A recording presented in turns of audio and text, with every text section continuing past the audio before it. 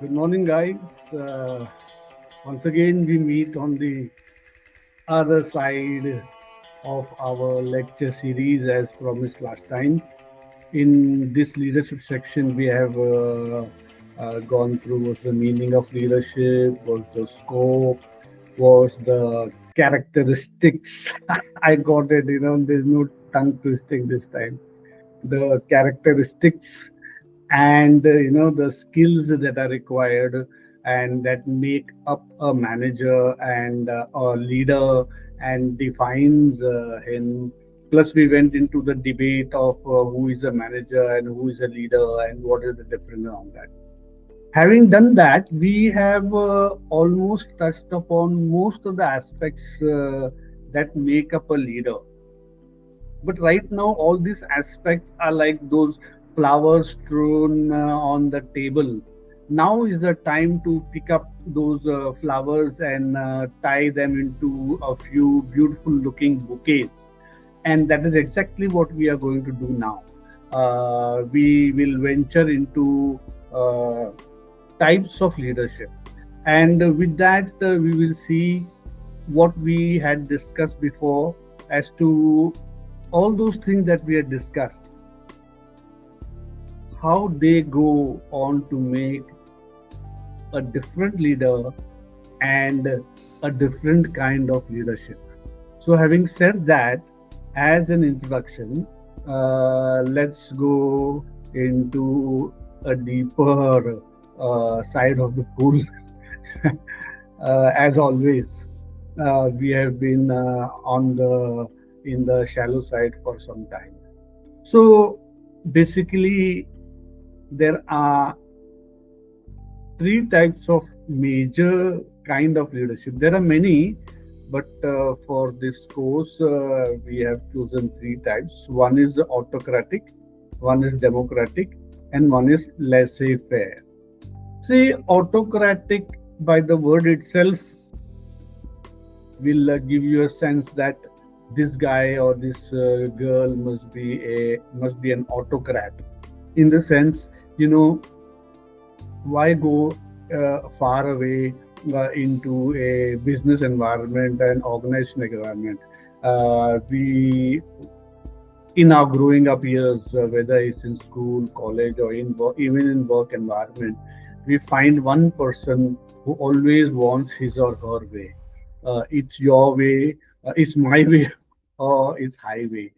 I remember while doing my MBA, there was one girl who had come from Delhi, and she had, I don't know what aura about her, but she always wanted her way. So if we decided on going for a movie, then she would say, "I want to go this," despite to this movie, despite others wanting to go to some other movie. Now, suppose we did join her, should be very happy, and we would be also very happy because movie time is a movie time. But on some instances where we were said, no, we will go here, on that day, she would not join us. She'd just go her way. So you see, it's never our way. It's always her way. Or in your case, maybe is his way. Who knows? So just a brief idea. It's not as simple as that when you look at in a very professional way, but just to give you a simple idea. Now, when you come to a Democrat is someone, again, we would have experienced in an office environment or in a home also. They would say, take opinion of everyone and say कि अभी क्या करना है, चलते हैं क्या, नहीं करते को क्या लगता है, चलेंगे. Then there is one guy who is never speaking in the group, always silent, always a follower. You say, अरे तेरे को आने का है कि नहीं, बोल, तेरे को आज तू बोल, जहां तू बोलेगा वहां जाएंगे. We'll go wherever you say. See, now this kind of a person has a democratic kind of a mindset. He or she wants to involve anyone. Even one fine day, they give a chance even to that silent guy. I remember one boss used to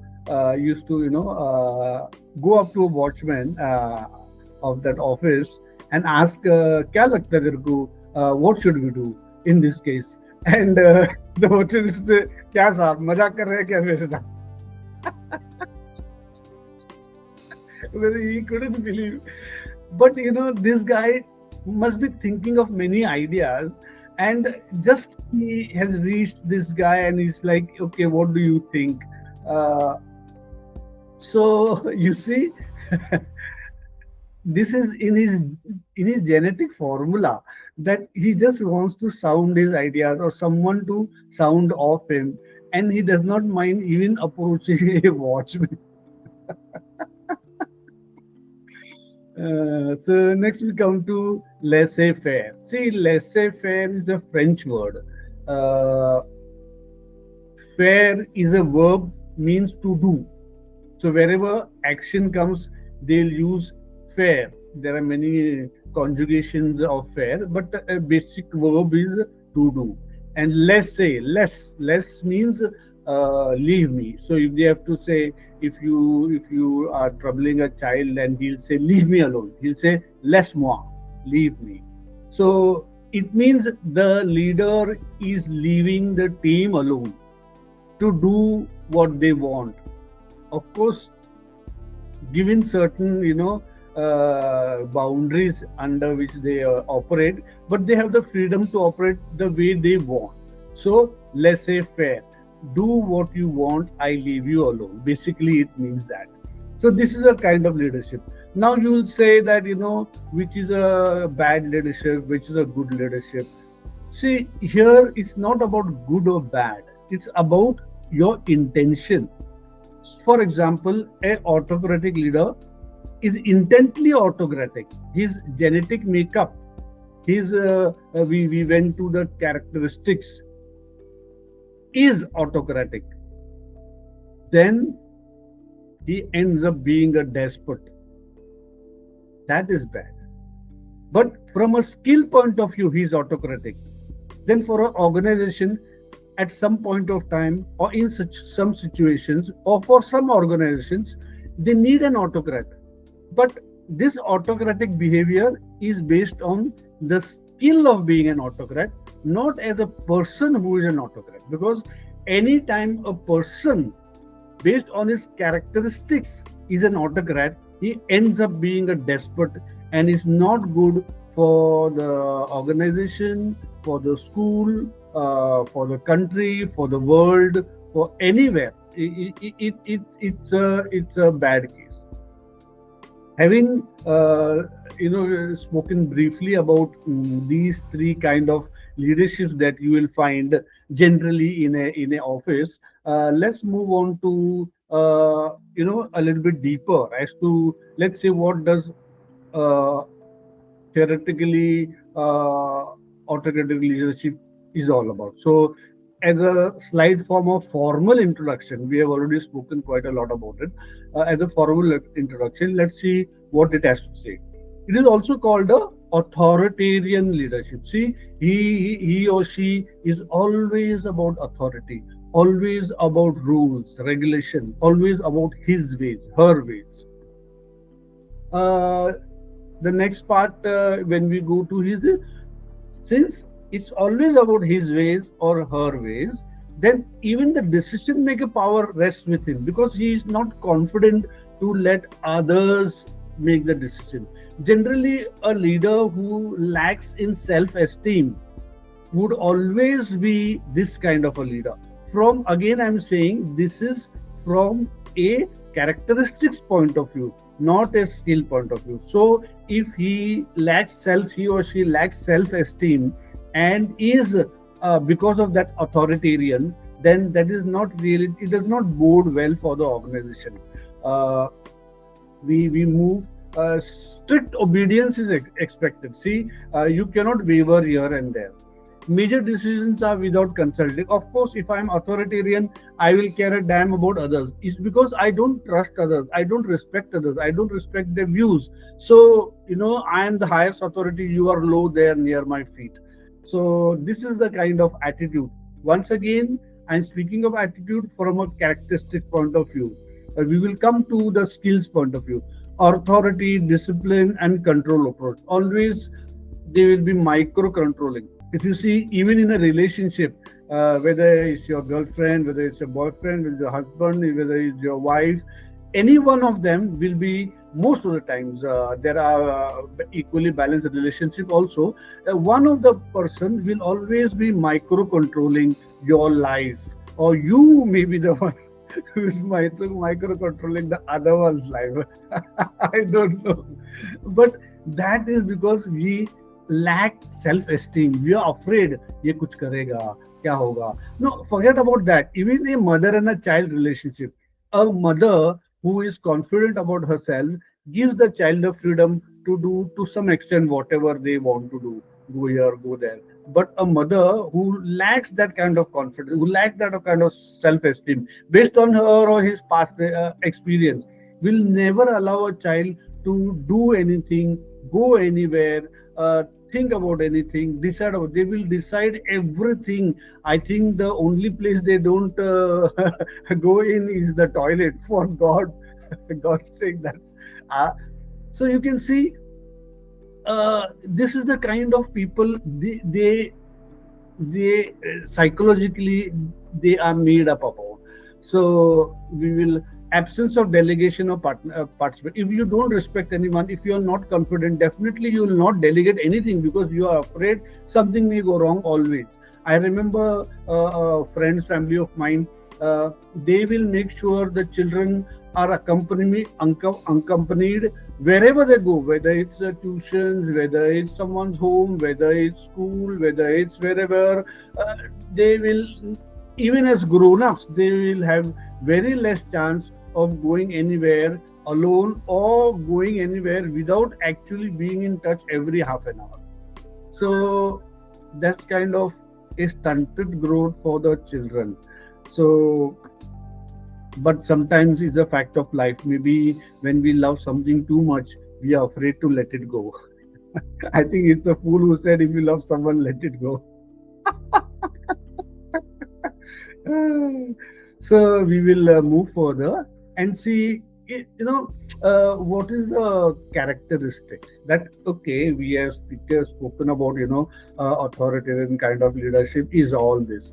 But what are the, can we sum up into, and look at it from a characteristic point of view? So let's see what it says. Centralized power. We already, looked into it. All power is in him and him alone. Directive approach. He'll always be directing you, always controlling your life, always giving suggestion. No scope for you to say or do anything. Control oriented. Everything will be controlled. That's what we call micromanagement. There is no scope for you to do anything on your own. Less tolerant for dissent. So in case any day, even one time you open your mouth, then you are in deep trouble. Because what happens is, such a person who lacks self-esteem, who has got used to control everything and everyone, one fine day someone speaks up, it hurts his ego too much. It's he or she, this autocrat lives like a filled up balloon and filled too much air, and even a small prick, it goes fart. See, so then you and that balloon breaks on your face. So you can imagine the consequences you will be facing. So this is an analogy which I feel perfectly suits to this kind of person. So he or she will never let you, dissent or go or give your opinion which is against him or her or his decisions. Focus on results. So this person will always focus on results, always want to achieve something, always will be dreaming something. It's a good part of a leader to have a vision and to be involved with deadlines, and but there has to be some flexibility in people's life, because we are all people. We are not robots. Robots also break down. There are examples like Elon Musk and that Google CEO and even that Meta CEO, when they were presenting something, things broke down. See, so it happens. So you have to have some leeway, quick decision making. One advantages or disadvantages depends, but they can make quick decisions because they don't care for anyone. One fine day they go to sleep, in the morning they think this is what I want to do, finished, and you follow it or you are dead. So it's like very quick decision. Sometimes maybe it'll end up good, sometimes, most of the times, such decisions never end up good. I think we have experienced this many a times in our lives. Rigid rules and procedures, totally fixed rules. You have no way of of any leeway in that. Uh, but that is what authoritarianism is all about. I don't want to end into tongue twisting like what I did in characteristics. So now we will come into the skills part. See, when we are discussing the characteristics or even the introduction of an autocrat, we were mostly coloring it with the trait part of him, the characteristic part of him, the inner build part of him or her. But now in an organization, we also need autocratic leaders. But this autocratism should be about the skills of him being autocrat when it is needed, not inherently in he or she to be an autocrat. So what role he plays, such person, in an organization, and which is good, like they maintain discipline and order. So in an organization, if there is no discipline and order, sab aaya raam hai gaya raam hai, then this organization really cannot fare well. Most of the time, sometimes it can get lucky. Effective in crisis situation. Suppose there is crisis, you cannot expect a leader to be democratic and saying, अच्छा क्या लग रहा है तुमको, क्या करना है, पानी डालना है कि पाउडर डालना है, अरे उधर आग लगी है, वो कुछ ये सब चलेगा नहीं, है ना. There's a fire, the house is on fire. You have to make immediate decision, give immediate instruction, depending on your authority, depending on your exposure in life, depending on your experience. You cannot wait and discuss with people. The third part is driving productivity. Now, suppose in an organization, suppose in a factory, you have to make sure that so many products are made at the end of the day, because you have to fulfill an order and you have signed a contract. If you don't fulfill the order, there's a big penalty or whatever that is. So then there you cannot afford to be democratic. You have to make sure that things happen as they are. I'll give an example. One factory I was working in, as I said, it was 500 meters long. At 0 meters, they used to start mixing the raw material. At the end of 500 to 600 meters, the product used to come out and used to go through various stages of production. So in this case, you cannot be democratic. You have to be autocratic, because one small mistake and the whole line will be stopped. All the material, right from the raw material to the end, will be going wasted. It once happened. One of my colleagues, he was very careless about himself, about life, about everything, rules, regulation, everything. Despite that organization being very autocratic, one day, instead of supplying one of the raw material, liquid raw material, chemicals, he opened the tap for the water, and the whole raw material tank got solidified, because now it cannot be used anymore. So the whole line had to be cleaned. Some new parts had to be put. The loss was about 15 to 20 lakhs and 3 days. So you see, in such a situation, the leadership cannot be democratic. They have to be autocratic, because too many things are at stake. Just to give an example, why sometimes this kind of leadership is useful. Providing a clear structure. Again, in that factory situation, even in a school or an organization situation, giving a clear structure does not mean the organization itself is autocratic, but there's one part of that discipline setting one part of a culture, of a structure setting that could reflect or that could lean upon being autocratic, and that's good. Why not? So ensuring accountability, because the decision making is centralized. The boss of the unit or the boss of the company or the boss of the organization is the sole authority to make the decision. Then the buck stops at his door, or he or she is accountable to everything. Generally it doesn't happen, they always try to blame someone else, but theoretically yes, the buck should stop at his door. uh, Short-term goal achievement. Their focus on discipline and speed helps achieve immediate objectives. Long-term, it does not help, because, like I said, if the leader is inherently autocratic, inherently despotic, then on in the long run, people will get tired of him or her. Will try to revolt. Will not be happy. They will be getting sick. Maybe they will leave the environment. Maybe they'll not be able to be so productive almost all the time, because we are all humans, we are not machines, but machines also break down. So short term it's okay, but long term it is not very advisable. So having said that about autocratic leadership, now let's go to democratic leadership.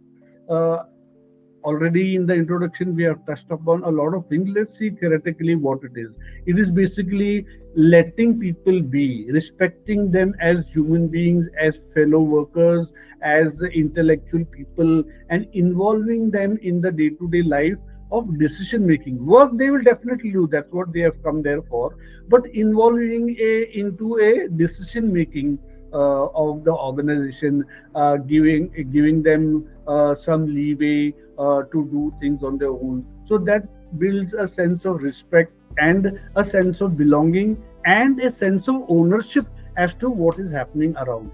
And that bodes well for the organization, because people are more willing to give despite there being problems. See, everyone is willing to give, but when there are problems, people step back. But in a democratic kind of leadership environment, even if there are few issues here and there, people will still step ahead and try to achieve the goals set by the leader. So, having said that, we will just have a look as to what in a formal way democratic leadership looks like. Uh, it's a participative kind of leadership. So in the previous section of autocratic, we said it is a authoritarian kind of leadership. He is a authoritarian person. Here it is a participative leadership. As I already gave in my intro, the idea that he or she involves everyone. Going to that extreme where the boss went and asked the watchman, "अरे इसके बारे में क्या करना है?" So you see, participative conduct. Decisions are made collaboratively. If some decision has to be made, suppose some cultural program has to be organized, so he or she will sit in the staff and say कि हाँ last year अपन ने ये किया था, this year what do you think we should do? Maybe we should do something different. Then the staff will, yes madam, or yes sir, we will do different. Why not we do this? Or someone say, why not we do this? He says, yeah, that's good, but how about the finances? So they'll sit and work around and involve. So the people also very happy, because now they feel that what they have to say, it's being heard, and they feel respected about it. He values a dialogue, feedback, and shared responsibility. So if you see that every time after my lectures, I always have asked you that, okay, tell me what you feel about it. Means, is there anything lacking? Anything you liked about? Any example you felt was very good? I've always been saying that to you. Of course, it has fallen on deaf ears most of the time. But some students have come back and said things. So I value this feedback, because only when we have a feedback loop, we'll be able to make things better for the organization. In our case, better for the lecture. But sometimes, getting feedback is the most difficult part I've learned in this lecture series. Uh, Leaders facilitates and guides the decision making process. uh, they don't they don't drop the decisions on your head.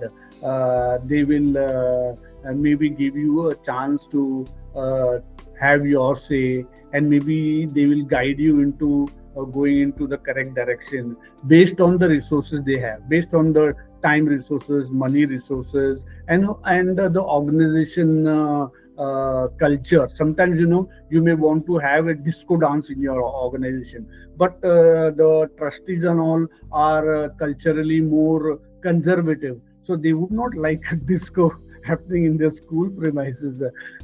So even though someone would like it, even the children would really be very happy, but still the leader would say, maybe we'll see next year, so he facilitates the decision making.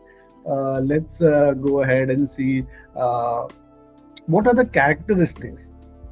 We already saw the characteristics of the authoritarian kind of leader, and once again we saw it with the kind of attitude or the traits that are in him or her, or the characteristics of his, or that makes him or her up.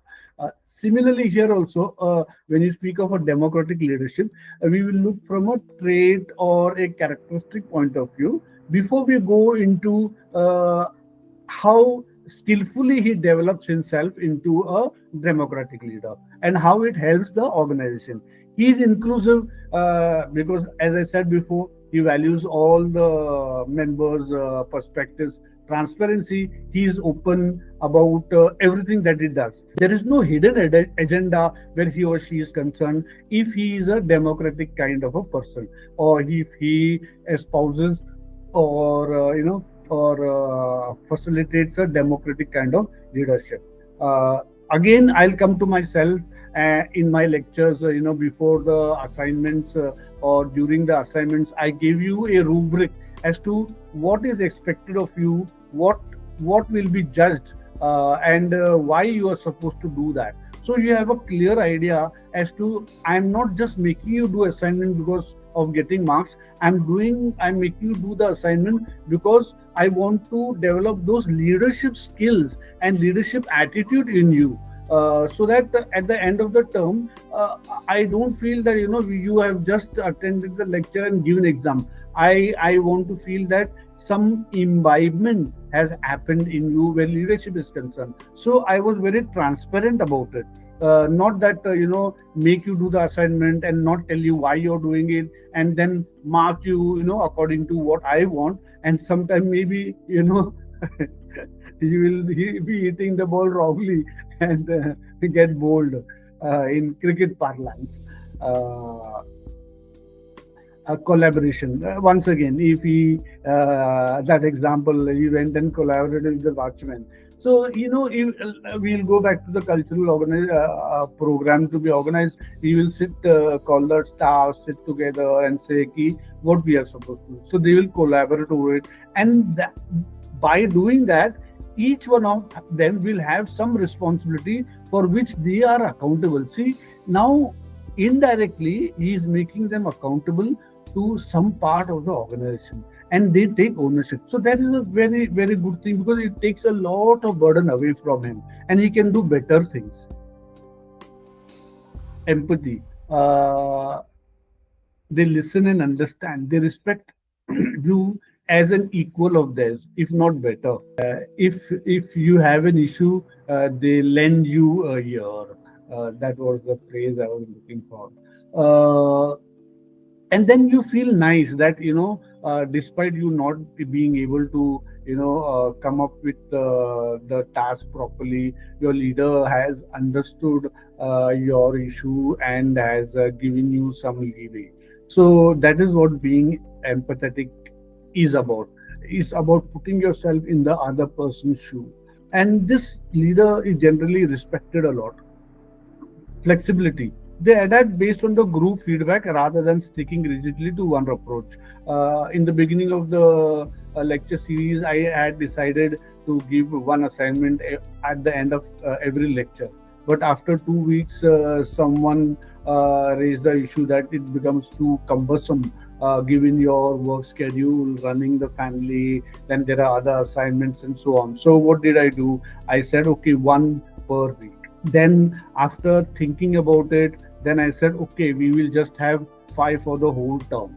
See, what I'm doing is I'm trying to be flexible based on the situation you are in. If I was an authoritarian, although I wanted it to be ending up as good for you, but I would be forcing it on you. So in the end, what I would achieve? Nothing, because unhappy minds will be unproductive. uh, Communication skills. So a democratic leader will have very good communication skills. See, always remember, communication is always two ways. It's never one way. If a person is very good communicator and it is only one way, you can't ask any questions, you can't challenge him or her, you cannot have any dissent. If you happen to have dissent, there are people who are going to drag you away from that place. Then that is a different kind of communicator. Communication is always two ways. Always remember, as a leader, very important, communication is always two ways. You listen, and then you let other people also speak something, say something, and you also give your opinion. So together, collaboratively, you work. So if you have to have collaboration, if you are not a good communicator, then you cannot be a democratic kind of person. And if you just think that one way communication, I'll be always telling you, I'll be always saying you, but I'll be a very good communicator, I'll be fire you up, but that is not a democratic kind of person. That is a autocratic kind of person. And the atmosphere all around will be autocratic kind of atmosphere. So remember, don't make mistakes when communication skill comes. It cannot be one way communicator. A authoritarian person, a dictator, will always be one way communicator. If you look at the speeches of Hitler, you can see he speaks with such gusto, such belief, such fire, that the whole German people got fired and sent the Jews to their concentration camps. So it was not a two-way communication, because some people, some group of people wouldn't have agreed to what he was saying, but they had no chance. So communication should be always two ways. While decisions are collective, they ensure responsibility is shared. Now, see, I give an example that the leader sits around the table with the staff trying to plan for a cultural organization, a cultural program. So collectively they'll take the decision, but some part of that program, everyone will be responsible. So he makes, through this manner, he or she makes everyone responsible for their part of a job, because they have come together to suggest things. Then they will take the ownership, trust building. So when you are involving these people, your team, into every aspect of decision, at least most of the aspect of decision making, then there is a kind of trust, because they feel empowered, they feel respected, they feel a sense of ownership. So they try to give the best, because they trust you, because they know that you have their interest at your heart. So blindly they will go ahead and do things for you. And that is the kind of atmosphere a leader should try or dream of building in his organization. So having said that, we will see what kind of role such kind of person with these kind of characteristics plays in an organization. A democratic leader, he's a facilitator and collaborator. See, when he is sitting around trying to collaborate, trying to let the people into decision making, then he's a collaborator over there. He facilitates the decision making.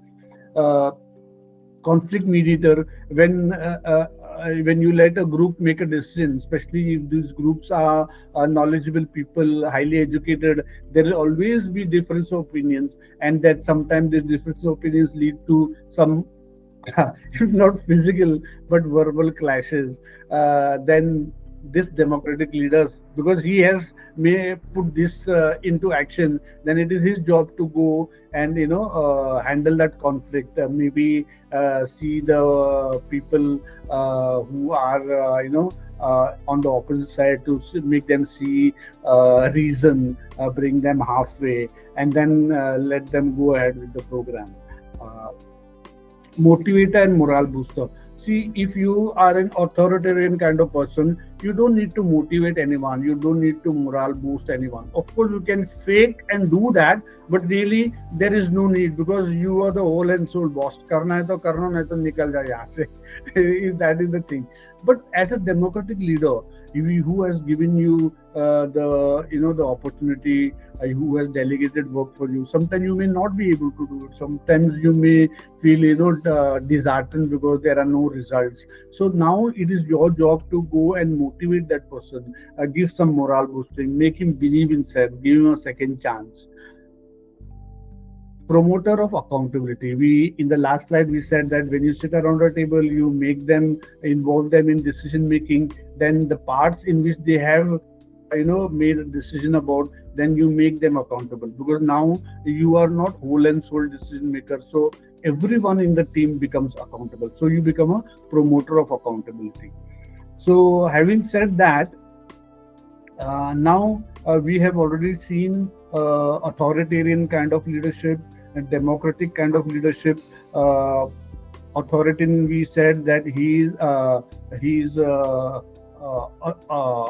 authoritarian kind of person. In autocratic leadership, we said he's a authoritarian kind of person. For a democratic leader, we said he's a participative kind of person. So for laissez-faire, we think that he or she allows everything just to happen on their own, and he doesn't care. Uh, that is far from the truth. It can happen in some situations which is bad for the organization, but here it is scientifically that some situation requires you to be a laissez-faire leader. So if the autocratic leader is authoritarian and the democratic leader is participative type, then what is a laissez-faire kind of a leader? Let's have a look. So laissez-faire kind of a leader is a delegative kind of a leader. So one is authoritarian, one is participative, one is delegate. So he just, most of the time he delegates. It's not that democratic person does not delegate, but here most of the time he delegates things to people. There are situations where you require to do that. We will go into it later. So this is the kind of mindset this kind of leader has. Allow team members to make decisions and take responsibility for their work most of the time. See, democratic leader also allows that, but not most of the times. He is a participative member in that group. There is a difference. You allow decision there, but you are a part of it. You allow team to make their own decision, but you are not a part of it. You are just giving them a broad outline what you are supposed to do, but you are not part of it. So very big difference that you have to remember. Otherwise, you will get puzzled. Then what's the difference between a laissez-faire and a democratic leader? Leaders provide minimal supervision. See, in the democratic kind of decision making or participative, he is a part of the decision making team. He may not be interfering in the day-to-day work, but still he takes a lot of interest in the decision making. He is a part of it. Here he is minimal supervision. Once he has given you the outline of what he is supposed to do, then he has let you do it. So there is no way he will interfere. Only when you are stuck, based on his experience, based on based on his education, based on his intelligence, for which he has been appointed a leader, he will guide you wherever you are stuck. So he should be capable enough to guide you where you are stuck. Sometimes I see, in my experience as a student, I see the teachers give students team teaching, or they self study and all that. But in my experience, I have seen that maybe they are not able to teach that subject well. Maybe they at that point they have not prepared that well, and they say, okay, takes for self study. and they make you present. But when you are stuck during the presentation and someone asks a question, then of course the student is not able to answer because he is not an authority on the subject. But at the same time, if the teacher is not able to answer that question, then that is a pitiable situation. It should not happen. So it's a kind of laissez-faire for that section, but then you are not well informed about that topic. Then what can I say? As a laissez-faire leader, you must know better, much better than what the team is trying to attempt, so that when they come back to you, you should be very easily able to show them the way. So we'll see what are the characteristics of this laissez-faire kind of a leadership. Uh, High trusted team members. See, now these team members are not like Lukha kind of them. They are highly competitive, highly educated, highly skilled people. I'll give you one example. This is the right place. Sometimes you think that this guy is just going on without an example. It's a right place. Suppose if it's an advertising field and something creative has to be come up with. So the leader who is coordinating with the client will give the creative person some kind of brief that this is what the client wants, this is what the product is, and this is where they are targeting this kind of a market. uh, Based on that, he or she will let this creative person decide on what ideas he can come up. So here you have to trust this person's skill as a creative person, as an innovative person. I remember this. I know this because a long time ago, a friend of mine was involved in this kind of work. So he was involved in trying to come up with some pictures for this kind of idea. So I've always seen him, keeping things together, working with the lights and shadows, taking photographs, any odd things. He used to continuously take photographs here or there, arranging things, seeing how the shadows play work and all that.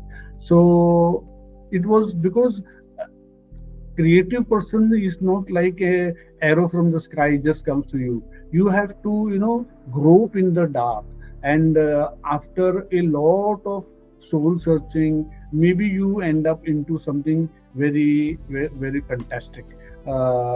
Just like that LIC dialogue, जिंदगी के साथ भी जिंदगी के बाद भी. My goodness, whoever has come up with that, it it seems like it's a genius, but it is very creative. You cannot make a person sit and force him to come up with this word. It is, so that's what, in such kind of situations, you need a laissez-faire kind of a leadership.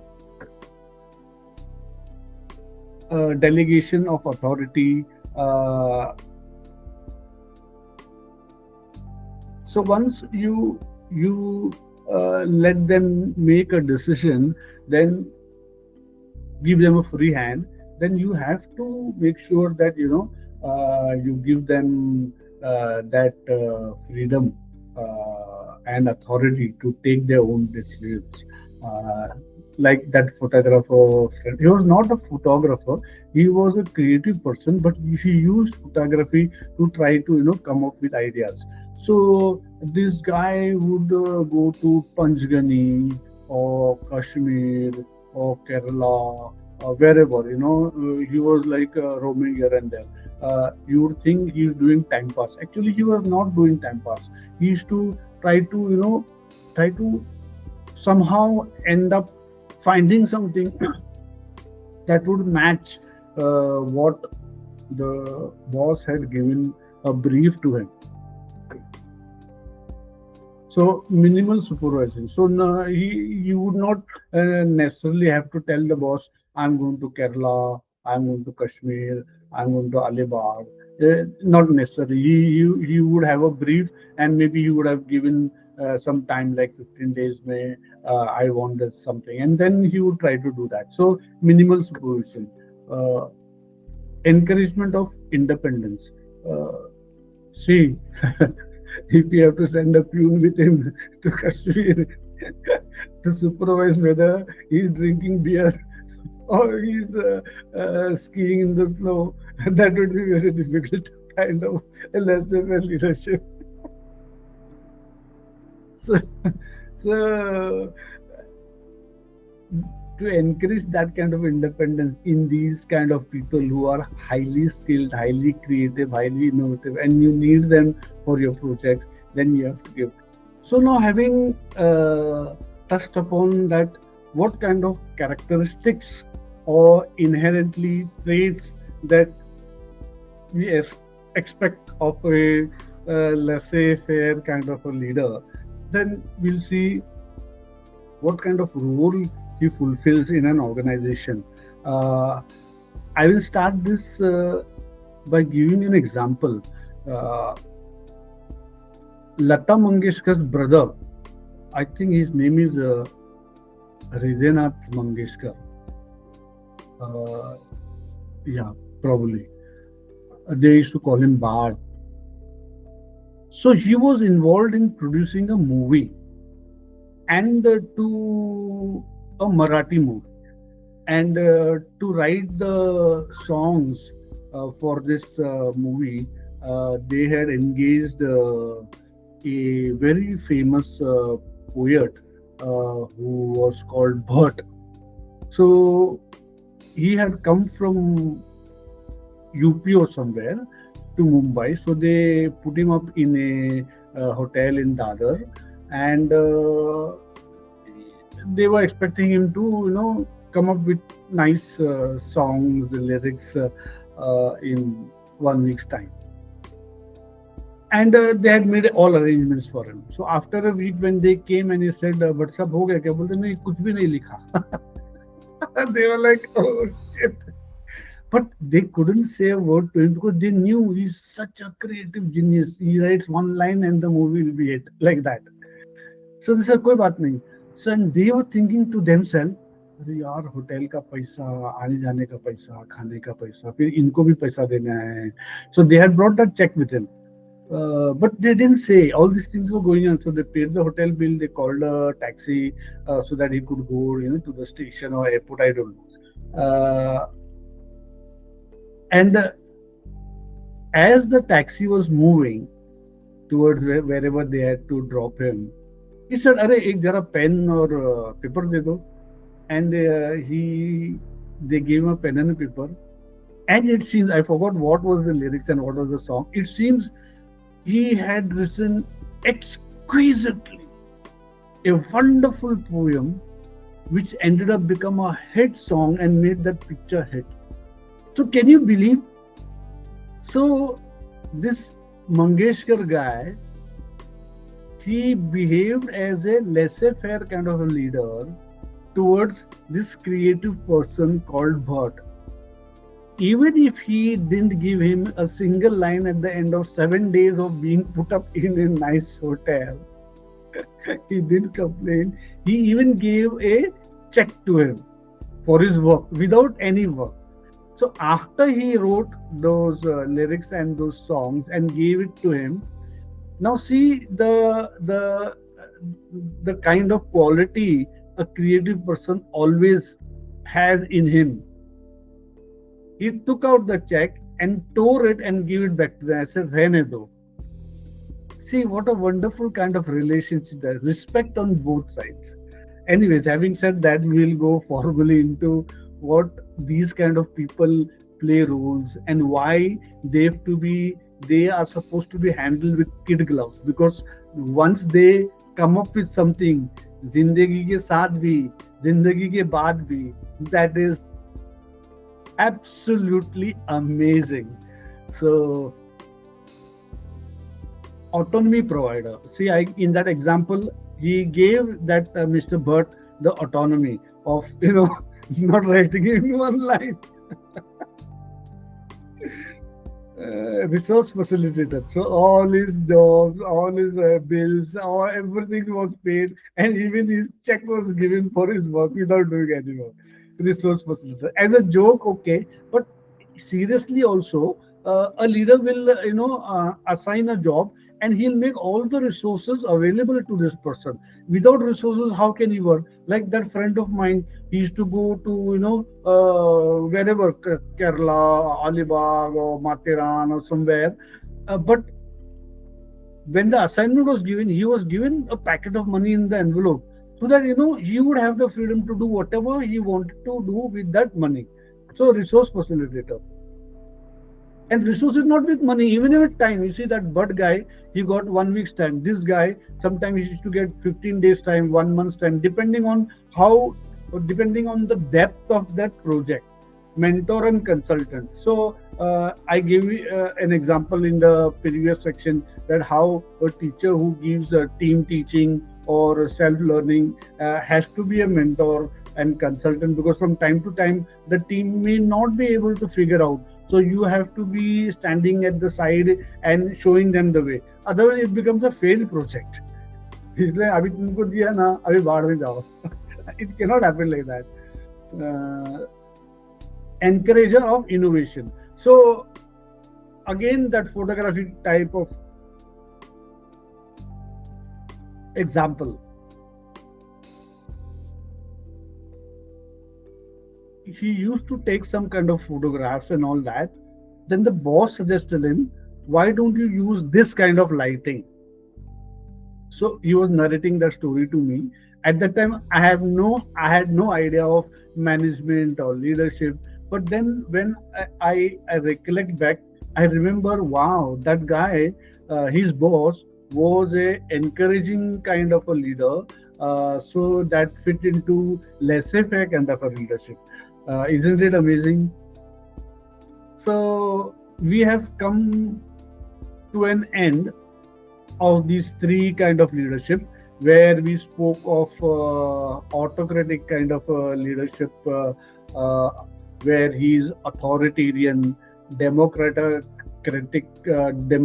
kind of a relationship, where he is participative, laissez-faire kind of leadership, where he is a kind of a delegative kind of a leader.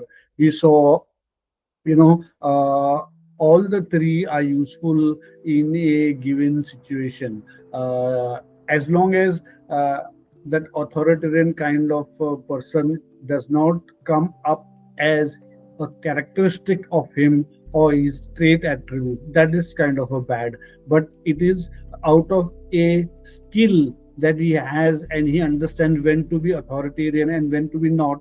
And that is a good part of his leadership. Now here we will, you can pause the video and go through this cheat sheet, where given a particular heading, I have just come up with what autocratic leadership entails, what a democratic leadership entails, what a laissez-faire leadership entails. So you can pause the video and then just go through that, and maybe if you have any issues, you can query me below, and I will get back to you. So this is about characteristics, this cheat sheet about rules, this is about the pros of these kind of leadership, this is about the cons of this kind of leadership, this is the educational environment situations where autocratic leadership is required, democratic leadership required, laissez-faire kind of leadership required.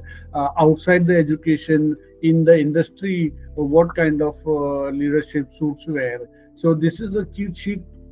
You can pause the video and go through and maybe try to broaden your horizon about your understanding about these kind of leadership. So as a conclusion, so in the conclusion part, I'll give you an example. For example, a school leader, if he has to organize a cultural program, what will he do? He'll be a participative, democratic kind of leader, where he can give a lot of kind of freedom in decision making, delegation, to his staff, or even the school students and the school leaders. But where it comes to the discipline in his clerical office, or the discipline that is required during the exams, setting of the exam date, conducting of the exam, the distribution of the papers, setting of the papers, the collection of the papers, the sealing of the papers, the correction of the papers, the declaration of the exam results at the given time. There he cannot be, participative kind of a leader. There rules and regulation have to be followed. Teachers or any staff will not have a leeway. But he can be a laissez-faire kind of leader where teaching methods are concerned. For example, maths teacher would like to take up some of the lessons in a game style of education, or some kind of a language teacher would like to conduct a few of the lessons in a drama style of teaching method. Maybe a science teacher would like to take the students outside in nature to maybe teach about biology. So you see, he can give this. So there he can be a laissez-faire kind of leader. So if you can see, a same organization, the same leader, same staff, same situations, but in a different kind of needs, he can be a different kind of leader.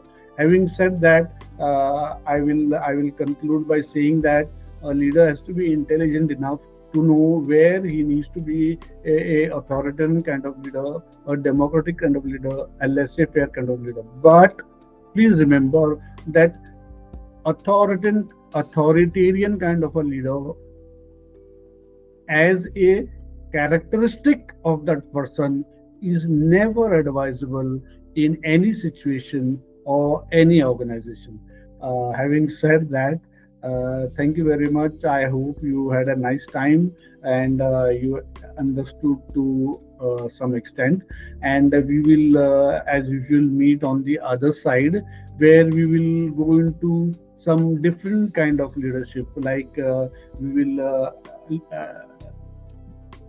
maybe you can say you can look at them as leadership theories, like transformational kind of leadership, transactional kind of leadership, and understanding a leadership based on the trait approach. So we'll see what all entails in there when we meet next time. So thank you very much. Have a nice day and goodbye. So if you have issues, they give you they give you so thank you very much. Have a nice day and goodbye.